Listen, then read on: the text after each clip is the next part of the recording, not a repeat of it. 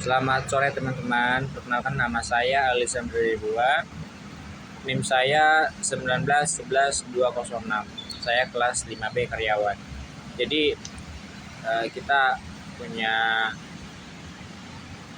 mata kuliah organisasi dan administrasi internasional.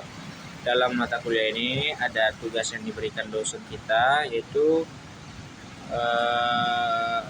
judulnya sumber-sumber hukum internasional. Jadi di sini kita akan menjelaskan sumber-sumber hukum internasional ini. Jadi hukum internasional umum mengacu pada aturan dan prinsip yang berlaku untuk sejumlah besar negara, baik berdasarkan hukum kebiasaan internasional ataupun perjanjian multilateral. Apabila hukum tersebut bersifat mengikat seluruh negara, maka hukum tersebut dapat disebut sebagai hukum internasional yang bersifat universal. Jadi di sini ada dua bagian sumber-sumber hukum internasional ini. Satu, sumber hukum formal hukum internasional. Dan yang kedua, sumber hukum material. Jadi yang pertama itu sumber hukum formal bagi hukum internasional, ada bagi-bagiannya juga,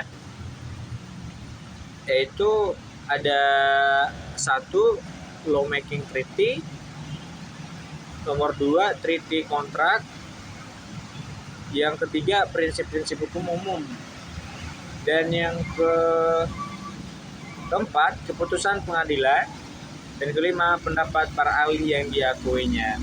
Jadi di sini banyak penjelasannya, yaitu misalnya lawmaking treaty sebagai perjanjian internasional yang menetap ketentuan hukum internasional yang berlaku umum. Lawmaking treaty tersebut disebut juga international legislation.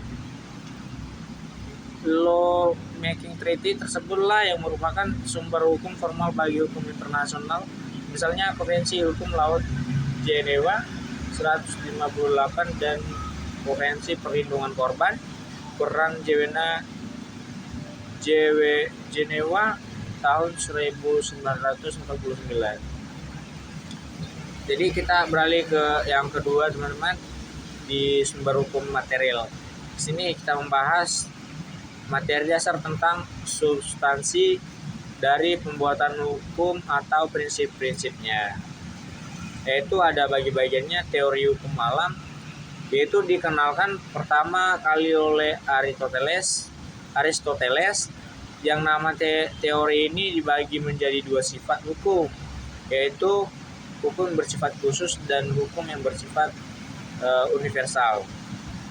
Yang kedua, teori objektivis menyatakan bahwa hukum internasional tercipta dengan terlepas dari kemauan suatu negara. Yang ketiga, teori kedaulatan.